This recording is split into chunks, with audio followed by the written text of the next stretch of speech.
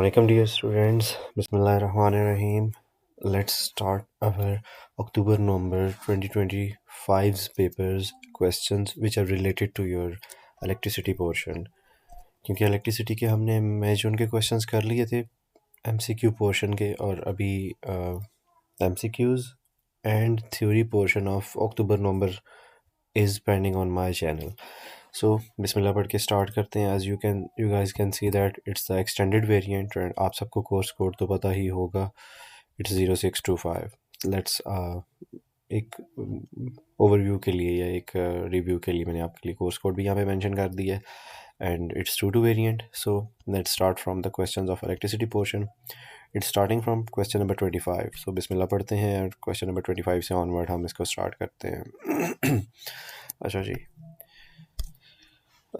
Question number 25. In a circuit, two identical lamps, which means they will offer same amount of resistance. They are exactly spreading same brightness or something. ये parallel combination में placed है. Like there are two lamps right here. Lamp number 1 and lamp number 2. There are two lamps right here. ये दो lamps हैं आपके पास, तो ये parallel placed हैं. लेकिन इन लैम्प का आपस में पैरेलल प्लेस होना will mean something different, और इसके साथ जो different components होते हैं, for example resistors, battery etcetera, वो सीरीज में कनेक्टेड हो, उनका कोई इशू नहीं है, वो इससे रिलेटेड नहीं है. So the parallel pair of the lamps are in series with your resistors and the battery.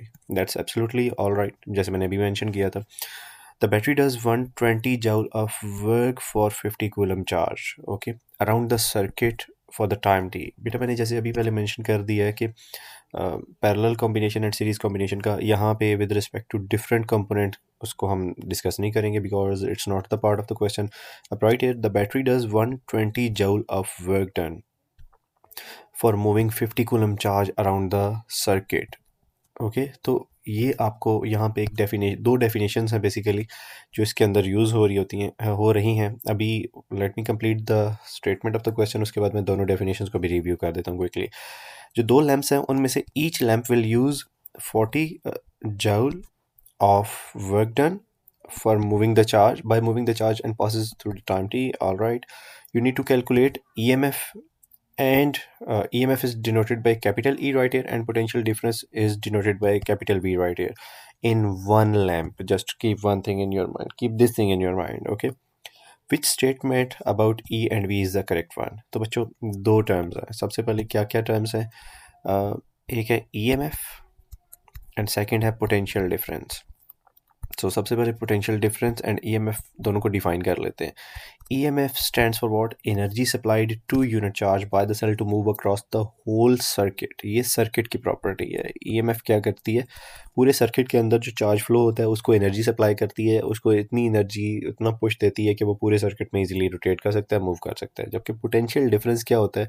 ये कंपोनेंट की प्रॉपर्टी है. सबसे पहले पोटेंशियल डिफरेंस बेसिकली वो एनर्जी यूज्ड है, एनर्जी यूटिलाइज्ड है जो एक कंपोनेंट, जो एक cell sorry using the term cell, एक लैंप यूज़ कर रहा है, एक कंपोनेंट यूज़ कर रहा है.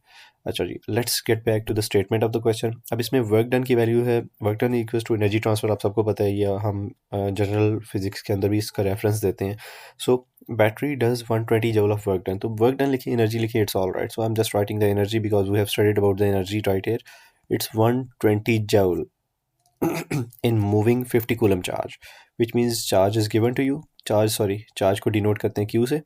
Q is 50 coulomb right here. So what you need to calculate? You need to calculate E right here. So सबसे पहले मैं E का फार्मूला लिख लेता हूँ. EMF will be equals to, I'm just recalling the definition, energy supplied to unit charge by the cell to move across the whole circuit. Energy per unit charge. तो बेटी energy की value कितनी है right here? 120. And charge की value कितनी है? It's 50 coulomb. So it will get you what 2.4 volts. So आपको एक वैल्यू मिल चुकी है. What is that value? It's E's value. E की वैल्यू आ चुकी है आपके पास. Now either A option, either B option, C and D are out of the race for our situation. So what you need to do is, जो आपकी potential difference की value रह चुकी है ना, या पोटेंशियल डिफरेंस है बेटा, potential difference will be energy utilize by one component, by that component. तो वो हमें एक लैंप के बारे में बता रहे हैं, एक लैंप के बारे में कह रहे हैं. सो आपने एक लैंप का पोटेंशियल डिफरेंस फाइंड करना है यहाँ पे, एक लैंप की एनर्जी यूटिलाइज फाइंड करनी है यहाँ पे। तो उसके लिए हमें क्या करना पड़ेगा, हमें पता है एनर्जी पर यूनिट चार्ज, एक वर्क डन तो हमें पता चल गया है। अब पर यूनिट चार्ज में आपके पास टोटल चार्ज यहाँ पे कितना आ रहा है, टोटल चार्ज इज 50 कूलम। तो बेटा आपके पास नंबर ऑफ लैंप्स कितने हैं, टू लैंप्स, तो 50 coulomb charge will be distributed in two lamps, क्योंकि आइडेंटिकल लैंप्स है तो आइडेंटिकल लैंप्स में 25 coulomb per lamp it will be distributed like 25 coulomb per lamp. So what I will do, चले इसको through proper channel कर लेते हैं, divided by 2, 50 coulomb दो लैंप्स में इक्वली डिवाइड हुआ। सो आपका एक लैंप कितना चार्ज यूटिलाइज करेगा, it will be 25 coulomb. Okay, सो हम potential difference across a lamp find out कर लेते हैं। वी लैंप ना भी लिखें तभी ठीक है, कोई बात नहीं, equals to energy utilized per unit charge या energy per unit charge. Okay, अब what is the energy right here, energy is बेटा 40 जूल, एक सिंगल लैंप के लिए यहाँ पे मेंशन है 40 joule, and charge is what 25 coulomb. अभी मैंने थोड़ी देर पहले अभी आपको एक्सप्लेन किया कि वाई इट्स 25, तो joule per coulomb will get you what 1.6 volt, 1.6 volt. So B is the correct option right here. Okay बच्चों, होपफुली आपको समझ आ गया होगा, नहीं आया हुआ तो प्लीज़ इसको एक दफ़ा रिव्यू करेंगे तो होपफुली आपको समझ आ जाएगा इंशाल्लाह। अच्छा जी, अब two wires X and Y, question number 26, two wires X and Y are made from the same metal with same resistance. अगर सेम मेटल से हैं तो उनकी रेजिस्टेंस की वैल्यू हमेशा सेम रहती है, instead of despite of changing the physical और केमिकल कंडीशंस और सिचुएशंस, जो उसकी सराउंडिंग का एनवायरनमेंट है, टेम्परेचर प्रेशर एक्सेट्रा चेंज करने की बजाय। अच्छा जी, two rows of the possible pairs of the values for the x and y, which row will be correct option for the following situation। अच्छा बच्चों, हमने थोड़ी देर पहले sorry in the last lecture I have discussed the resistivities relation for the different factors. What it was, resistance was directly proportional to length of the conductor, resistance was inversely proportional to area of the conductor or a wire, okay, resistance was directly proportional to temperature as well, and right after it resistance was inversely proportional to square of the diameter। वही आप पाई are square भी कर सकते हो and pi D by two करके उसको sort out कर सकते हो। यहाँ पे हमारे पास दो सिचुएशंस हैं, दो वैल्यूज़ के बारे में पूछा गया, एक डायमीटर एंड लेंथ, तो हम इन दोनों को कंबाइन कर लेते हैं instead of writing both these things again और उसको फिर कैंसिल करना और समथिंग लाइक दैट। तो दो आइडेंटिकल वायर्स हैं उनके बारे में बात हो रही है। So first one is R X is directly proportional to L X over D X square. मैंने इसको कंबाइन कर लिया है, resistance left hand side same है तो राइट हैंड साइड को हम इक्वेट कर लेते हैं, L divided by D square. लेकिन मेरे पास दो वायर्स थी L X and L Y जिनकी रेजिस्टिविटी की वैल्यू सेम है, तो मैंने उसके लिए अपने आंसर अपने फार्मूला को थोड़ा बहुत मोल्ड कर लिया quickly, because it's not a theoretical question, so मैंने इसको प्रॉपरली इतना ज़्यादा डिटेल्स में नहीं लेके जा रहा। तो आपकी रेजिस्टिविटी की वैल्यू सेम है तो you can just equate the right hand side of the equation, lx over dx square will be equals to ly divided by dy का square। अब लेंथ की वैल्यूज को एक साइड पे कर लेते हैं, lx over ly equals to dx का square divided by dy का square। So that's the final relation which I'll be using right here। मैं फार्मूला के सामने फार्मूला को इसके सामने अगेन रीराइट कर रहा हूँ, lx divided by ly equals to D X का square divided by D Y का स्क्वायर। ठीक है बच्चों, तो ये मेरे पास फर्स्ट सिचुएशन आ गई है। यूज़ योर कैलकुलेटर, ये आपकी एल एक्स है, ये आपका डी एक्स है, ये आपका एल वाई है एंड ये आपका डी वाई है। बेटा वैल्यूज़ को डिवाइड करें, एल एक्स और एल वाई को डिवाइड करेंगे तो यू विल गेट 0.25। ठीक है बच्चों, तो यू विल गेट वॉट 0.25, क्योंकि सारी वैल्यू सेम है तो you will get 0.25, which means 0.25 will be equals to the other divisions, जो बाकी की वैल्यूज़ हैं उनको आप डिवाइड करते जाएं। 0.40 डिवाइडेड बाई 40 का स्क्वायर डिवाइड बाई 0.10 का स्क्वायर, उसके बाद 0.40 0.20 का स्क्वायर, उसके बाद आप थर्ड वैल्यू का स्क्वायर आपस में डिवाइड, फोर्थ वैल्यूज़ के स्क्वायर्स को आपस में डिवाइड। सो आप अपना कैलकुलेटर यूज़ कर सकते हैं and let me use mine. अच्छा जी, जो थर्ड ऑप्शन आ रहा है सी ऑप्शन 0.40 एंड 0.80, इसका स्क्वायर आपको एग्जैक्टली करेक्ट वैल्यू दे रहा है 0.25। ये दोनों की वैल्यू इक्वेट हो जाएगी इस पे, बाकी इसके अलावा किसी की वैल्यू इक्वल नहीं होगी।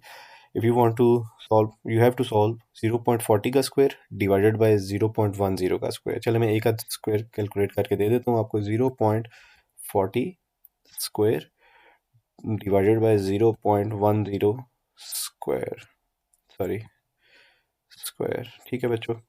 इट्स 16, तो 0.25 इज नॉट इक्वल्स टू 16। पहला ऑप्शन भी करेक्ट नहीं है। चलें जी, बल्कि मैं सारी फटाफट से कर देता हूँ। अच्छा, divided by 0.20 square, okay it's 4। 0.25 जो मेरा आंसर आ रहा है यहाँ पे, it's not equals to 4। Okay बच्चों, so the next one is sorry 0.40 का स्क्वायर डिवाइडेड बाय 0.80 का square, so it's 1/5 and you will get 0.25। मैं अगली वैल्यू कैलकुलेट नहीं कर रहा, it will B 0.50 or something, so C is the correct option right here।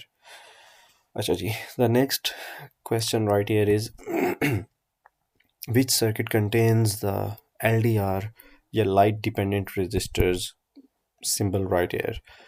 अच्छा जी, अब सबसे पहले let's talk about this one stuff. ये किस चीज़ का साइन है? This one is your voltage source और battery, this one is your battery, this one is your switch और की भी इसको कहते हैं switch, and this one is what?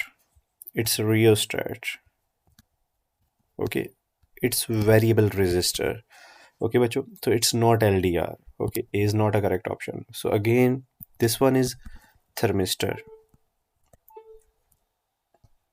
thermistor thermistor is basically your heat sensitive resistor। thermistor is what? heat sensitive resistor। the C option में ये आपको जो कंपोनेंट गिवन है दैट इज़ योर फ्यूज़। आपको इनके नेम्स आने चाहिए। फ्यूज़ बेसिकली वही कंपोनेंट जो खुद को मेल्ट डाउन करके आपके अप्लाइंसेस को सेव कर लेता है बर्निंग एक्सेट्रा से। And fourth one which is the correct option that is your LDR, light dependent resistance. Okay बच्चों, the next one, right here, a teacher asked three students to write down the equation to determine the combined resistance RC for the two resistors RX and RY।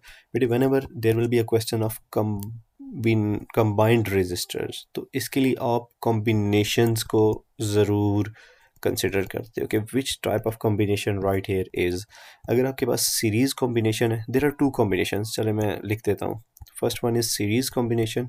Series combination का मतलब क्या होगा कि दोनों registers आपके series में है। For example this one is R Y and this one is R G, तो total resistance will be equals to sorry RC will be equals to RY plus RC। you need to add both these values। आपने इन दोनों की values को add कर लेना, then you will get the combined resistance। okay, अगर ये parallel combination में like this parallel combination, तो बेटे पैरेलल कॉम्बिनेशन के लिए आपकी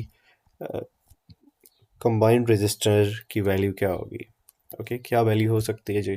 मैंने आपको लास्ट लेक्चर में भी रेफरेंस दिया था, लास्ट वीडियो में भी ये पार्ट है। एक इस तरह का क्वेश्चन लाजमी पूछा जाता है हर दफ़ा। So 1/RC will be equal to 1/RY plus 1/RZ। अगर आपके पास दो रजिस्टर्स हैं तो सर ने लास्ट लेक्चर में भी एक फार्मूला बताया था। What was the formula? RC was equals to product over sum, product over sum, ठीक है। प्रोडक्ट ओवर सम में product stands for what? RY multiply by RZ divided by sum RY plus RZ। तो this was equals to RC। तो ये option भी हो सकता है, लेकिन ऐसा कोई ऑप्शन मौजूद नहीं है। So student A will calculate the only correct option right here. These two are not the correct option. अच्छा जी, द नेक्स्ट वन बच्चों, an electrical appliance has a symbol to indicate the double insulation right here. तो बेटे double insulation का मतलब क्या होता है? It will have two insulations that stand for what? It one must be the live one जिसके अंदर से करंट फ्लो करता है, and the second one will be the neutral. if there will be the three oscillations three insulated wires होंगी, तो third one will be the representation of the earth। वो अर्थ को represent करती है। सो 1 and 2 है बेटा, it will not be the part। okay, so which one statement is the correct one right here? a two core flexible, two core है exactly दो course होंगी, flexible cables with no earth wire used to connect with the sorry, no earth wire is used to connect with the, बिल्कुल ठीक है, सारी बात बिल्कुल सही कह रहे हैं. It needs an earth wire that is connected to the fuse. No, बिल्कुल भी नहीं. No fuse, बेटा fuse is compulsory. Fuse compulsory क्यों है? आपके appliances को to avoid from burning or something. The cable should be connected to the live wire and do not plug in. बिल्कुल भी नहीं, ऐसा कुछ ऑप्शन नहीं है, तो A is the correct option right here. अच्छा जी, the next one. The length of the wire moves across the space between two poles of the magnet. Okay, थोड़ा सा magnetism related है, but it's mainly related to your EMF, तो हम इसको sort out कर रहे हैं. A voltmeter measures the EMF generated between the between the two ends of the wire. EMF generate होगी, all right, that's an absolute situation. वो EMF की value किन फैक्टर्स के ऊपर डिपेंड करती है बेटा? तो वो EMF की वैल्यू 4 फैक्टर्स पे डिपेंड करती है. सबसे पहले मैग्नेट के ऊपर डिपेंड करती है या मैग्नेटिक फील्ड स्ट्रेंथ के ऊपर डिपेंड करती है. सेकेंडली, आप उसको जो मैग्नेटिक फील्ड के अंदर मूव करवाते हैं, अब that length of the wire को, वो लेंथ ऑफ द वायर पे डिपेंड करती है. एंड थर्डली, स्पीड पे डिपेंड करती है, how much speed with which you are moving it. Speed zero होगी तो ईएमएफ की वैल्यू भी ज़ीरो हो जाएगी. एंड ओरिएंटेशन के ऊपर डिपेंड करती है कि आपने उसको कितने एंगल पे प्लेस किया हुआ है. तो बेटा, the best orientation for that one situation is you need to place your wire at the perpendicular situation, 90 degree with respect to your magnetic field. आपने अपनी वायर को प्लेस करना है. Okay, so right here what are the factors. आपको सबसे पहले speed of the wire, कि आपने इस वायर की मूवमेंट की स्पीड को क्या रखना है. So larger the speed is, larger greater the EMF will be. तो faster the speed and faster the EMF will be. So either A or B, C and D are out of the race. Now the next one बच्चों, second one, strength of the magnet. तो बेटे, strength of the magnet के लिए देखें, आपके पास magnetic field strength की values ज़्यादा होगी, आपका स्ट्रॉन्ग मैग्नेट यूज़ होगा तो EMF की वैल्यू ऑब्वियसली ज़्यादा होगी, which means you need to use the strong magnet right here बच्चों. Okay, so that's all for your October November 2025 questions of 2 variant. अगर आपको किसी भी क्वेश्चन में डाउट हो तो you can text me, you can just comment, I will just री explain to you इंशाल्लाह. Thank you very much and share it with your those students, those are thinking कि इलेक्ट्रिसिटी बहुत मुश्किल है, हमसे नहीं होगा. तो I have tried to explain this whole situation बहुत clearly, easily, step by step. जो जो चीज़ें यूज़ हो रही थी मैंने सबको अलग अलग करके डिफाइन करने की कोशिश की है. And stay tuned for the theory portion as well. हम नेक्स्ट वीडियो के अंदर थ्योरी पोर्शन भी इंशाल्लाह मैं within no time upload कर दूंगा. Right after it we will go for the magnetism, and उसके बाद हम इंशाल्लाह जो नेक्स्ट वीडियोस आएंगे वो फुल लेंथ पेपर अटैम्प्ट के आएंगे इंशाल्लाह. एंड हाँ, you can conclude this relation as well. E will be equals to BLV, sorry, BLV sine theta as well. आप इसको एक फार्मूला के फॉर्म में भी याद कर सकते हो. चलें, जाते जाते एक और एक्स्ट्रा पॉइंट याद आ गया. थैंक यू बेटा, थैंक यू वेरी मच, जज़ाकल्लाह, and must share it with your friends as well. Take care, see you in the next video. Allah हाफिज़.